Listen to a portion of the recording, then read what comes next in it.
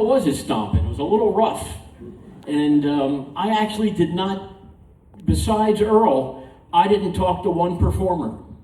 I didn't have any conversation with any of them, didn't meet them, didn't shake their hands, nothing. I was just running around trying to take care of stuff on this festival. And here we are 50 years later talking about all the stuff that happened. And with one kid out there somewhere, right? And was born at the supposedly festival. there is a child born, and the mother told me she's going to call him Stompin. So apparently there's some 50-year-old guy running around right now with the name Stompin. I suppose he's died of a drug overdose way before now, though, if his mother was any indication. Well, a couple other things that happened inside the gates that, maybe you weren't aware of, but, one thing, ice was a problem, because we're hiking in from God knows where. Ice? Yeah, ice. We had no ice. So a lot of warm beer. And the currency became like cigarettes. If you had cigarettes, you could buy almost anything you want with cigarettes. Food? Didn't have a lot of food. I don't remember having any meals in 2 days. But We're the only rock music festival in history that didn't sell beer. We didn't sell beer. And I don't even know if we sold t-shirts. I don't know what happened to them. I have a t-shirt. From then? Yes. That's great. Does it fit? Well, I could have wear it tonight, but it's pretty yellow and has holes all over it. Alrighty then. Okay. Well, I think another great story was the Bonnie Raitt. We talked about that at dinner, where she sort of was. Hal, again, I'd like you to tell it if you don't mind. I was at the Midtowner Motel eating lunch and saw Bonnie at another table. I did not approach her the whole time, and I don't know what she was doing, but she was finished with her lunch. She was having trouble getting attention, so she was eating fish. She took the fish scale, the whole fish scale, and she threw it across the room. And then she got up and she went outside, and I saw her get her guitar from, I think it was her manager. We couldn't find a way to get her up the hill. We didn't have any cars that were moving, and Bonnie kept saying to the guys I was dealing with that she won't fly on a helicopter. I said, well, we got a problem. It's the only way I know to get her up there. So she went over to a pagan, and she threw her leg over the back of the motorcycle, had her guitar in her left hand, and her hair was flowing as she's going like this. She's riding up the hill on the back of the motorcycle. Now, this was an argument on the internet for a lot of years, because I kept telling people, no, she rode up on the motorcycle. And other people were saying, no, she took the helicopter. And I said, no, she didn't. She didn't like helicopters. Well, apparently what happened was she did take the motorcycle going up, but going back, she was scared of the road, so she got in the helicopter, and she came back on the helicopter. That's the big story behind Bonnie Raitt. But I understand that this event was very special to her, because she was kind of new, and we put her up in front of 100,000 people, and she was freaking out a little bit about that. She really thought it was incredible that she was the headliner of this event. She was. Bonnie Raitt and Earl Scruggs were the headliners. The event could have taken another direction if some of the bands I tried to book earlier, which were more heady, Dead type bands, were going to play. A couple members of the Grateful Dead were going to play, and had some other things going on with New Riders were supposed to be there. It all changed. And then when it changed, I booked Bonnie Raitt out of an agency in Boston, and I booked John Prine later on. I had no idea who he was. I only knew he was $3,500. Bonnie was $10,000. Earl Scruggs was $10,000. That's the most anybody got on the show. That's about the last time I can remember anybody putting on a festival that drew that many people, and the headliners only got $10,000. Now, a typical headliner these days, Kenny Chesney is about $1.5 million for one show, to give you an idea what they run. Really big acts are really, really expensive now, and that's why the festivals cost millions of dollars. That, and that everything is more expensive now. That festival cost a total of $630,000. We brought in about $350,000. So anybody that thinks that money was made, I'm sorry, but it was just glory and excitement and happiness. And I just, people have been asking me, how's it feel 50 years later to come here and, be here in Galax and talk to you all? And I really don't have an answer for that. Not all things can be put into words. I'm a person of experiences. I've lived a lot of experiences, and my life is really, in certain ways, just getting going. I'm not old. I'm very young, actually, and I still do a lot in the industry. The only difference is I turn down 9 out of 10 opportunities because the people are not very good these days to deal with. And I'm sure if you do business out there, you know what I mean. So I'm very careful, but in 2016, I had been thinking this for more than 20 years, that the Latinos do not have their own music festival. They don't have their own Coachella. They don't have their own Bonnaroo. So I looked up rockfiesta.com, and it was $8.99. I was actually able to find investors, and I put on Rock Fiesta, which is the first Latino camp-out rock festival. They hadn't even camped out in Spain before. Nowhere in the world had the Latinos camped out. So I brought the flavor of Stompin to the Latinos in 2016. It was in the Arizona desert. I've just returned from Arizona, where I found land that I'd like to try to find a way to buy, because I have this phrase now, when you put on festivals, if you don't control everything, you don't control anything. And there was a blessing back then. I had Mr. Lawson, who was about the kindest man in the world, renting the property to us. He's here tonight. Remarkable. Round of applause. Sound of applause. Yay, yay, yay. And I've always thought about him, and I'm very glad to finally see him again. It's quite extraordinary. So 50 years later, what's it like? I really can't explain it. It's just fantastic to see you all, and that all these human beings care enough to step away from their homes for an evening, to come down here and to participate in this thing that meant more to us than just a concert. It was a cultural event where we all came together as young people. We wanted to party. We wanted to celebrate the bicentennial year, but we didn't know how. We just didn't know how to do it. So we all just got in the car. We had those adventures getting there. And then when we got there, we had to fend for ourselves, meet new people, and do a lot of crazy things. I'm just glad that people weren't killed, because I certainly wasn't in control of the thing. You were all in control of it yourselves. And that was the beautiful thing about Stompin. It was for the people, it was from the people, it was by the people. And without the people, there would have been no Stompin. If we had all those great bands on stage and a few hundred people showed up, think of that. And now think of it the way it was. And I believe there were going to be many, many, many more people there than were there, because I was up in the helicopter and I saw what was going on. And the roads were getting blocked up more and more. The interstate was getting blocked up.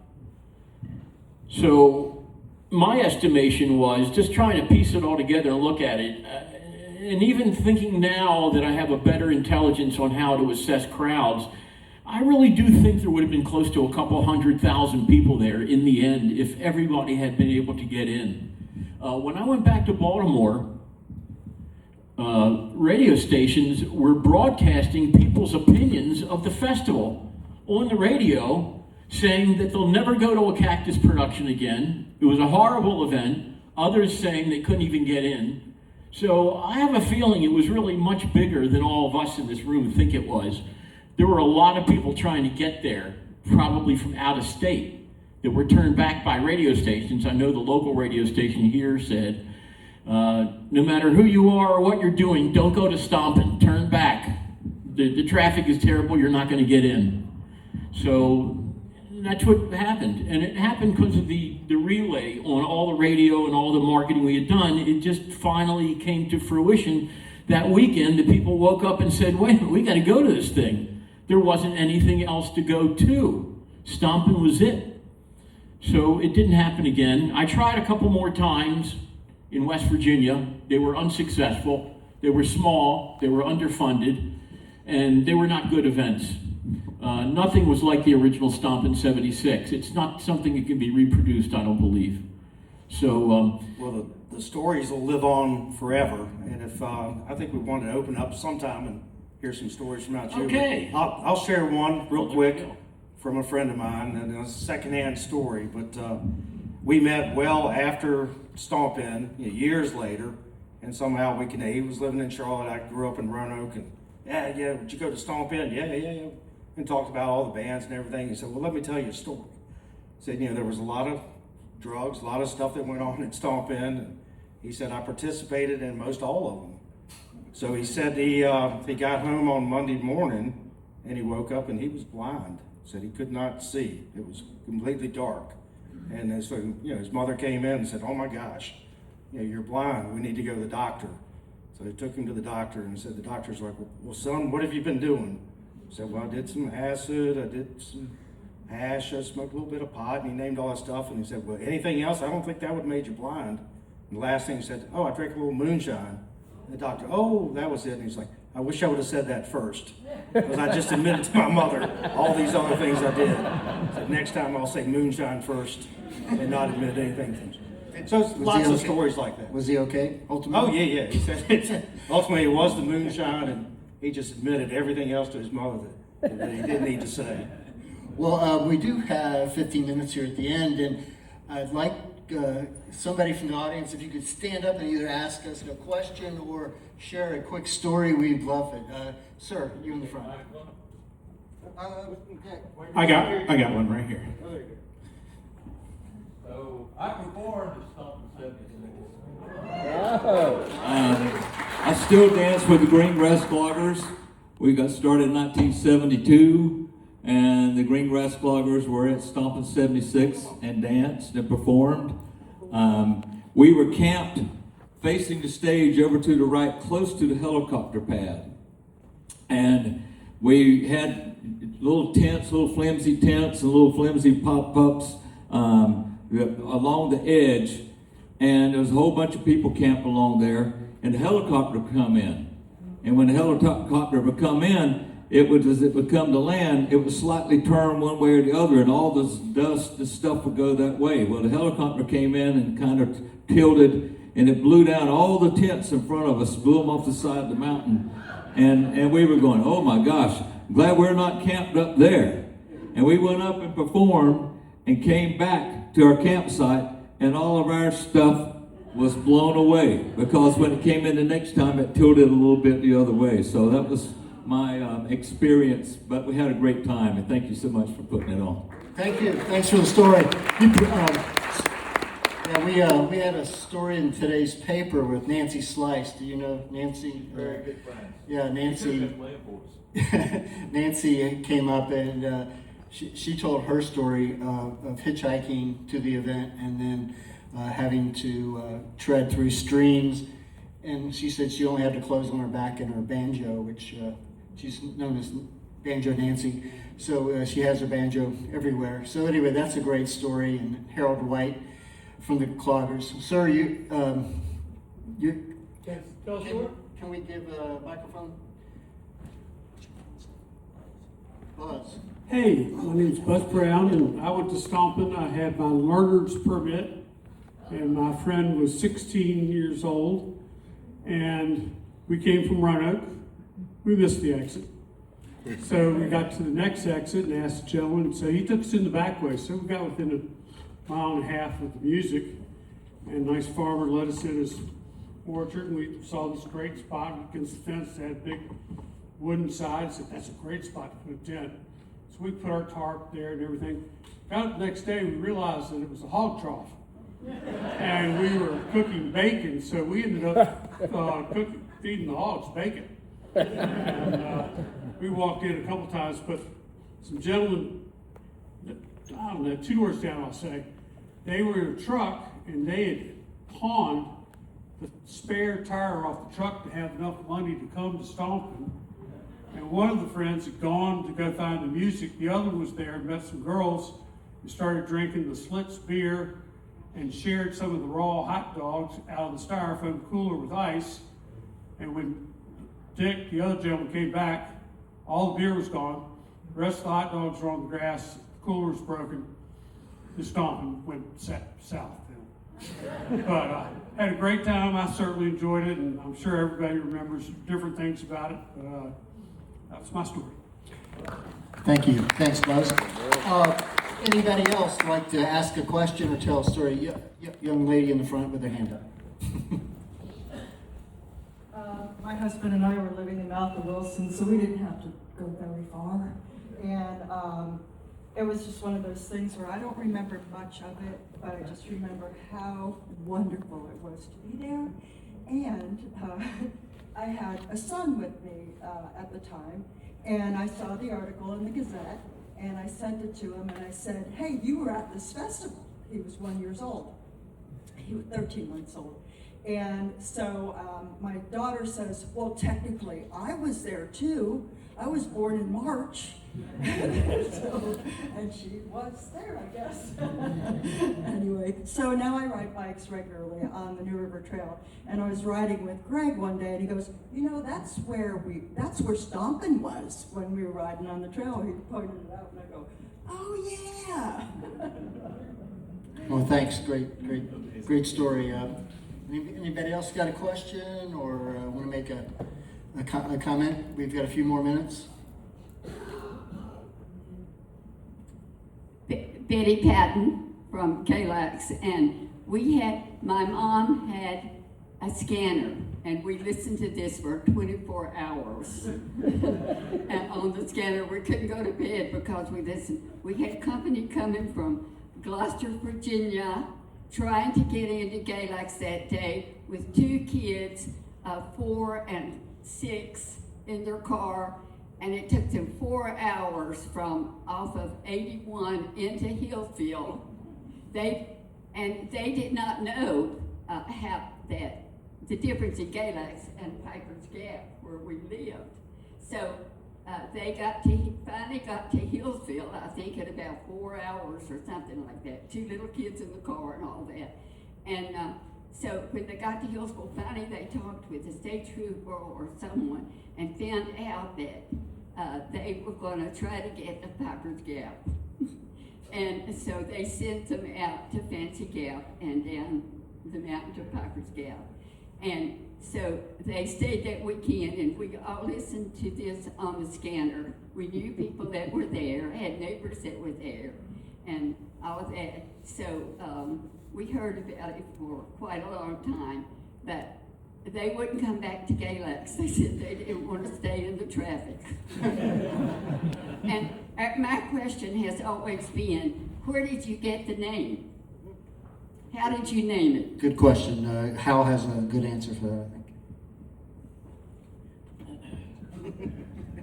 In January of '76, when I was in my apartment, it was raining that day, it was cold, 2 guys sitting there, one was Michael, I don't know who the other one was, and I was talking about, you know, we've got to transition from doing concerts, so I was doing 2,500 seat, I had a 4,000 seater sellout, and I said, you know, we've got to do a festival, and we had talked about it previous nights, and I said, you know, this festival, I think the only way we're going to afford it is if we can do like bluegrass music. It's got to kind of stomp, you know, like, and I'm walking around the apartment, I'm going, you know, it's Stompin', it's 76, Stompin' 76.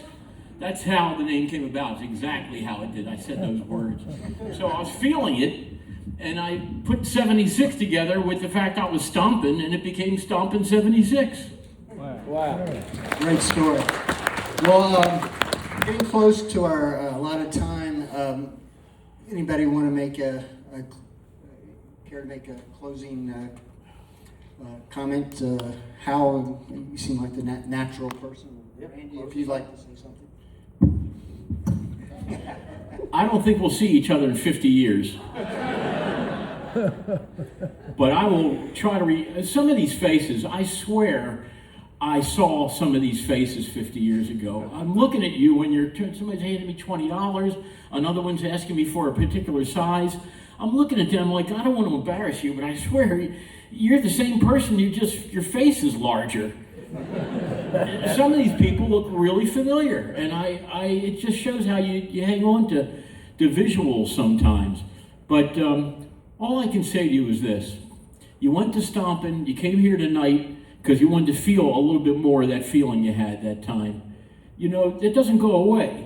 You're very special. You went to a very special event. Not everybody went to this thing, and people don't even know what you're talking about. They look at the amount of bands on the back of the shirt. Wow, that looks like a great concert.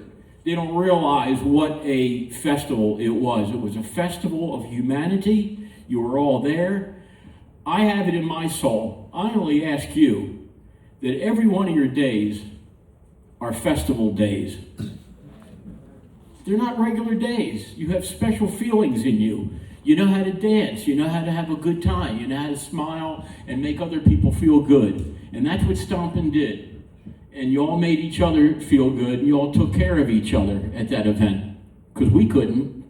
And I want you to remember those good feelings you had on those days. It won't go away for the rest of your life. It'll make you feel really good. I know it makes me feel good. And I really appreciate every one of you, about 85 of you, showing up tonight and just paying homage to this great event. Thank you to those that made some purchases. It's great. I want to thank Mr. Lawson, an outstanding individual. I remember what a kind man he was back then. I remember those ears.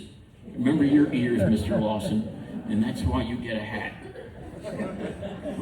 Thank you very much for coming this evening, and drive carefully. I really appreciate you showing up. Thanks, everyone. And we also want to thank Ryan Hasler for allowing us to use the great facility he is Ryan, great job. Really. Yeah, This was so fun, guys. This was such a great event. Really enjoyed it. Thank you. And I think, were you going to play the music? Yeah, we'll go ahead and bring the screen back in and roll some other photos, and everybody can kind of hang out. If you'd like, if you'd like to hang out for a few minutes, yeah, look at the please. music and photos. Get some more.